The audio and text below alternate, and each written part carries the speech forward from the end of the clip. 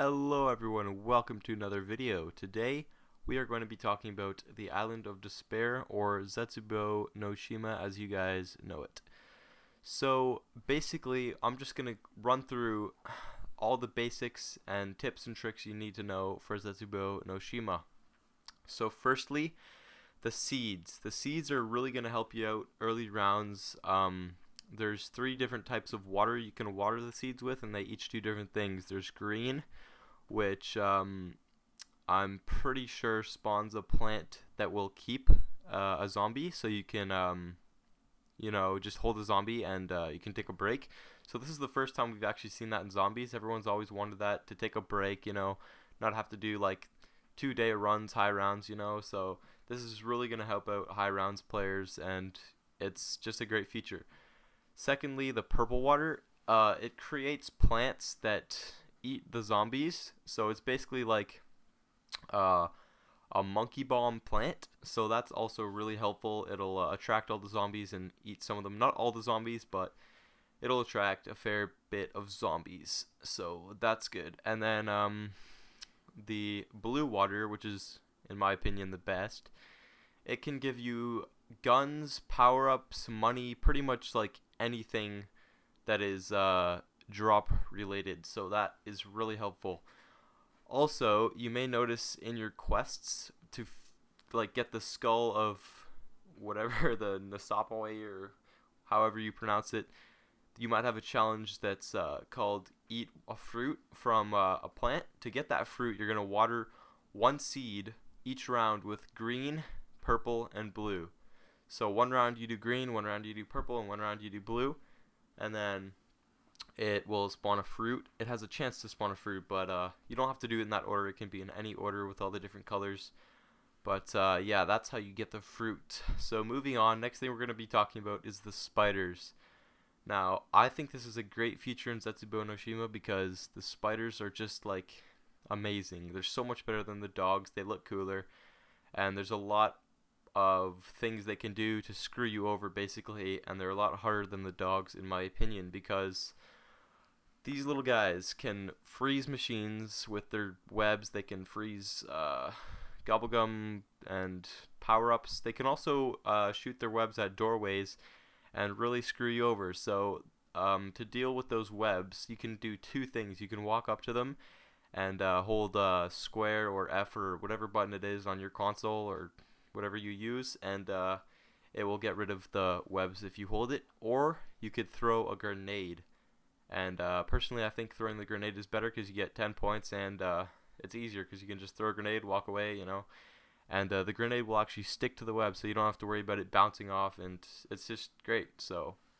moving on, we have transportation. Now there's a lot of awesome transportation methods in Zetsubou. There is the zip line, which takes you from the station A to B, I believe. There's the underground pipes that are really good for moving around, and yeah, those are some really nice transportation methods, so you don't have to walk around the entire map, kind of like the jump pads in Horizon Track. But I thought that was a great feature, and yeah, moving on, we have point guns. Now this is a very point-based map. If you can get everything done earlier, then you'll have a way better time playing this map. So some of the early round point guns I recommend is the HV40. If you get that from the box, keep it. Like, it's got a huge ammo size, a good clip size, and it's really good for getting points. Another gun, which is a wall gun, is the Pharaoh. Now a lot of you might think the Pharaoh's bad. It is bad, but for points, it is not bad. So pick that up early rounds, get a lot of points, and then do whatever you need to do.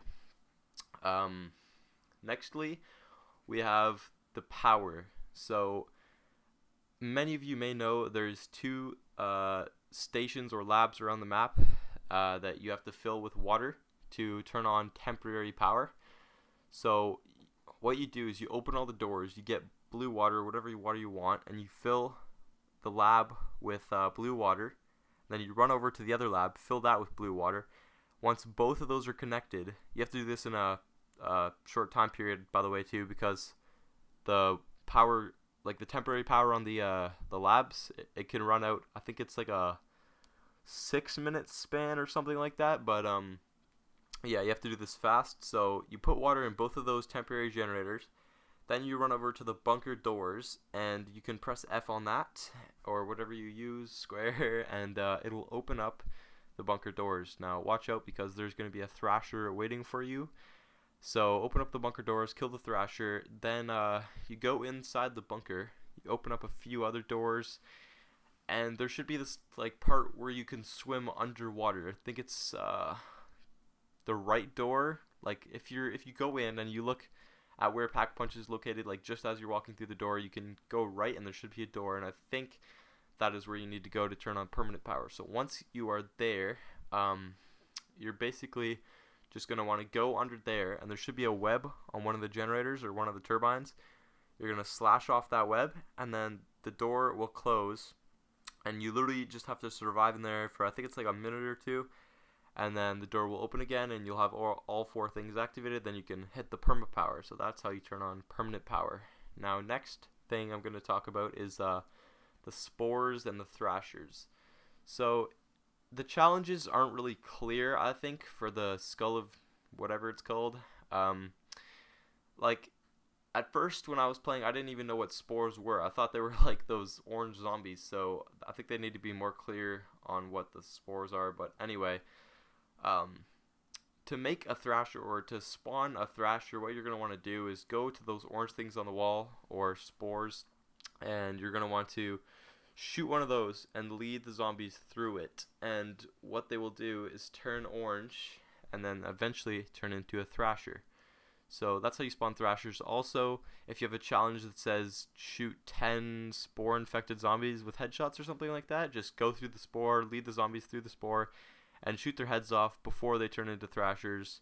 And then the one where it's like kill a zombie as it's mutating, you're just going to want to go ahead and lead a zombie through the spore, let it turn orange, like bright orange, and then it will start mutating. It'll go into the ground. At that point you want to kill it, and you should get the challenge. So that's pretty much all for the spores and thrashers and all that.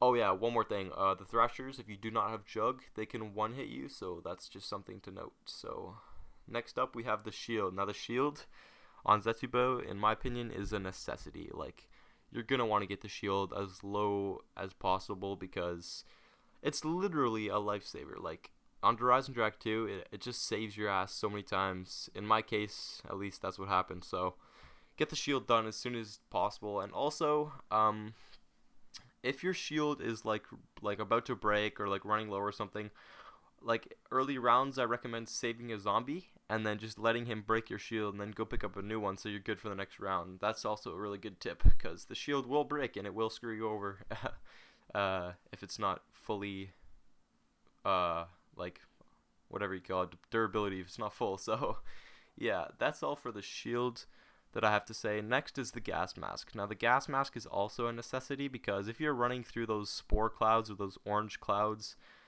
and it's high rounds and there's zombies everywhere, like it literally just takes away your weapons for about 4 seconds. So that's really gonna screw you over if you're just like training or something like that and you don't have your weapons and you accidentally like mess up. So a gas mask is also a necessity. Make sure to get a new one whenever it breaks, because that'll really screw you over if you don't have your gas mask.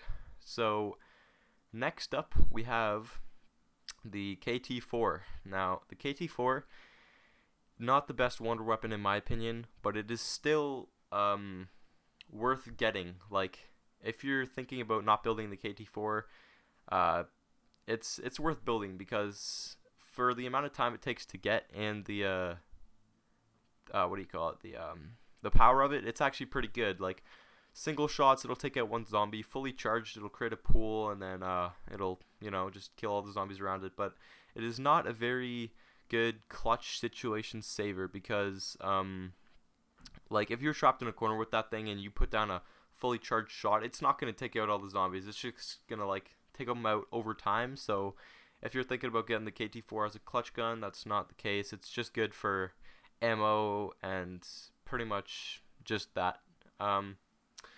Next up we have the skull of whatever. I'm just going to say whatever because I do not know how to pronounce that. To get the skull of Nasapaway or whatever it's called, you're going to want to Well, there's four pedestals around the map. Now these four pedestals require the four skulls that are located just right of spawn. And you're gonna pick up a skull and like look at the pattern on it and go to the altar, and the altar with the same pattern, you're gonna place it down. Now it's gonna spawn a bunch of green zombies. You're just gonna want to kill those green zombies, and after about 1 minute, your skull should be fully completed, and it should like turn completely white.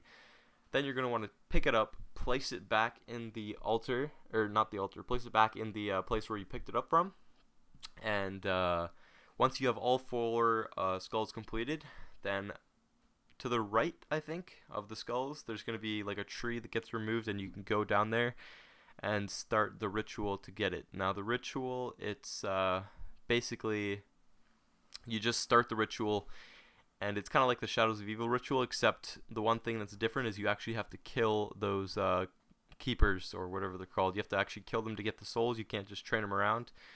So yeah, that's how you get the skull of whatever.